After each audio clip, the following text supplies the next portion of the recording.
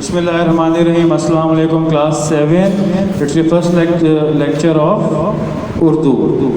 ٹھیک ہے, تو آپ اپنی کتاب کا صفحہ نمبر 5 کھولیں, جس میں ہمارے پاس ایک نظم آ رہی ہے ہم. آپ لوگوں کو پتہ ہوگا ہم ایسی نظم کو کہتے ہیں جس میں اللہ تعالیٰ کی تعریف اور بڑائی بیان کی جائے. ٹھیک ہے, تو اس میں ہم پہلے بیسک ریڈنگ پہ جائیں گے اور اس کے بعد ہم اس کی ایکسپلینیشن پہ جائیں گے انشاءاللہ.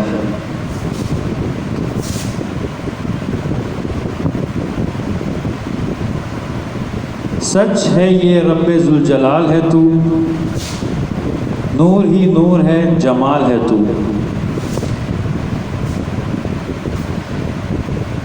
تیرا ثانی نہیں دو عالم میں,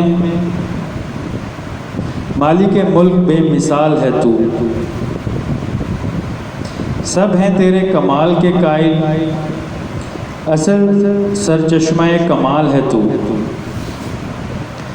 کس طرح تو خیال میں آئے جبکہ بالائے ہر خیال ہے تو.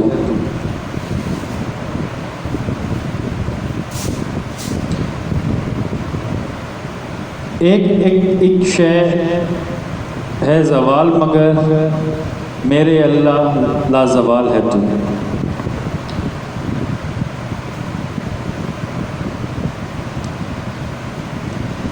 تجھ سے دوری کا ہو یقین کیوں کر, دور رہ کر شریک حال ہے تو.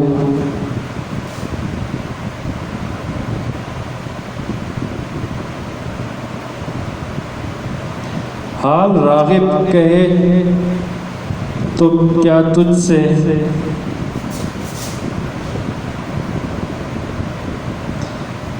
داورہ رازدار حال ہے تو.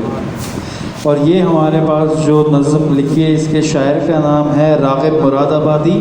اب آپ نے آخری شعر میں دیکھا ہوگا بیٹا, یہ شاعر نے اپنا نام لکھا ہے یہاں پہ. یہ میں آپ کو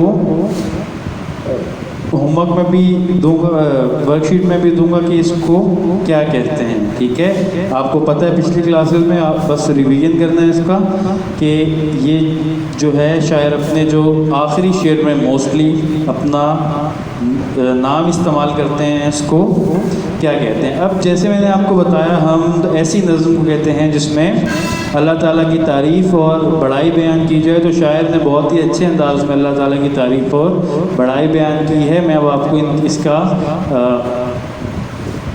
ایکسپلین کرتا ہوں اس کو کہ اس نظم میں, اس ہم میں کیا کہا ہے شاعر نے. سو ول اسٹارٹ, ہم جو ہے وہ پہلے شعر سے اسٹارٹ کریں گے.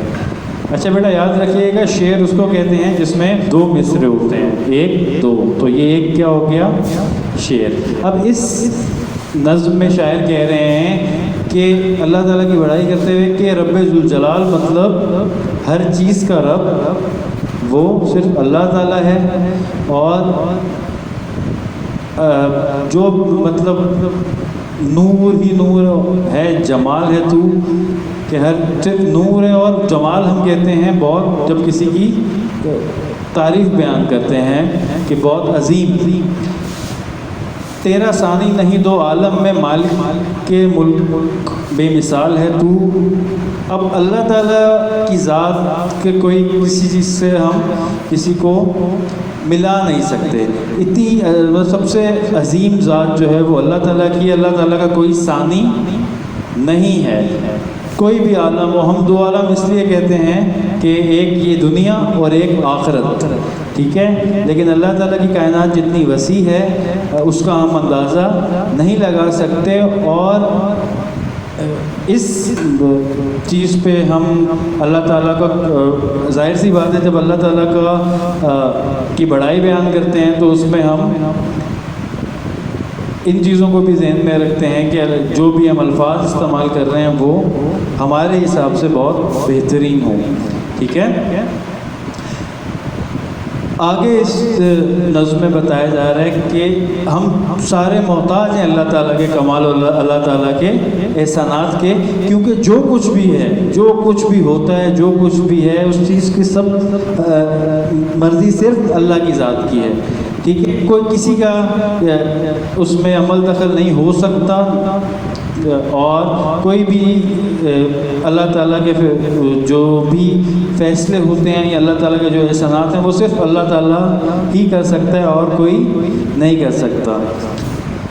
نیکسٹ شعر میں ہمیں، اگلے شعر میں یہ بتایا جا رہا ہے کہ ہم اللہ تعالیٰ کا خیال کیسے ذہن میں لے کے آئیں، مطلب ہم امیجن نہیں کر سکتے، ہم اپنے ذہن میں کوئی تصور نہیں لا سکتے کہ جس طرح فار ایگزامپل ہمیں کوئی بولتا ہے کہ وائٹ بورڈ، تو ہم ایک وائٹ بورڈ کی جو ہے وہ اپنے ایک تصویر اپنے ذہن میں بنا لیتے ہیں، لیکن اللہ تعالیٰ کو ہم خیال میں بھی نہیں لا سکتے کیونکہ اللہ تعالیٰ ہمارے خیال سے بالا تر ہے۔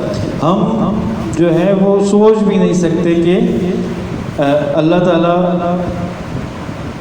کہ اس کے ذہن، ہمارے ذہن میں ایسا کچھ نہیں آ سکتا، ٹھیک ہے۔ اگلے شعر میں بول رہا ہے کہ شاعر بول رہا ہے کہ اللہ تعالیٰ جو ہے وہ لازوال ہستی ہے، صرف ایسی ہستی صرف اللہ تعالیٰ کی ہے جو لازوال ہے، باقی ہر چیز کو زوال ہے۔ جیسے انسان ہے، جب وہ پیدا ہوتا ہے اس کے بعد وہ بچپن میں جاتا ہے، بچپن کے بعد وہ جوانی میں جاتا ہے، اس کے بعد وہ بڑھاپے میں جاتا ہے اور وہ دوبارہ کمزور ہو جاتا ہے، ٹھیک ہے۔ مطلب اس کا وہ زوال شروع ہو جاتا ہے جب اس کی جسم میں اتنی توانائی، اتنی طاقت نہیں رہتی، تو ڈیفینیٹلی ہر چیز کو زوال ہے، لیکن اللہ کی واحد ذات ہے جس کو کوئی زوال نہیں ہے، اللہ کی ذات لازوال ہے، ٹھیک ہے۔ یہ جو نیکسٹ اگلا شعر ہے، تجھ سے دوری کا ہو یقین کیوں کر، دور رہ کر شریک حال ہے تو، مطلب کہ ہم یہ سوچ بھی نہیں سکتے کہ اللہ ہم سے دور ہے، کیونکہ اللہ جو ہے وہ ہماری شارک سے بھی قریب ہے، اللہ ہر جگہ ہے، ٹھیک ہے۔ تو ہمارا یہ تصور ہو ہی نہیں سکتا کہ اللہ ہم سے دور ہے یا کوئی ہم اللہ کی نظر میں نہیں ہے، ایسا نہیں ہو سکتا کیونکہ اللہ ہماری شارک سے بھی زیادہ قریب ہے۔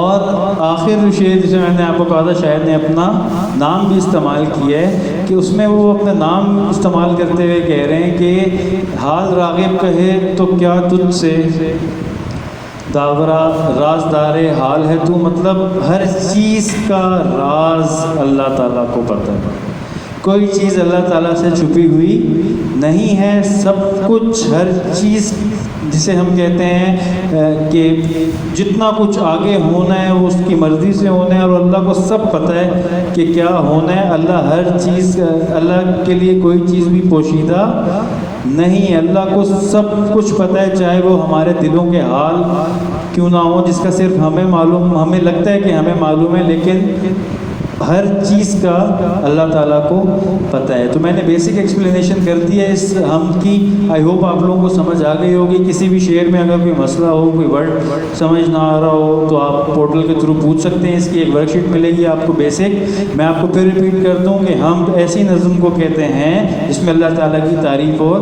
بڑائی بیان کی جائے، ٹھیک ہے۔ ورک شیٹ جو ہے وہ آپ کو مل جائے گی، آپ اسے سالو کریں گے تو کافی کانسیپٹس کلیئر ہو جائیں گے آپ کے۔ اپنا خیال رکھیے گا، اللہ حافظ۔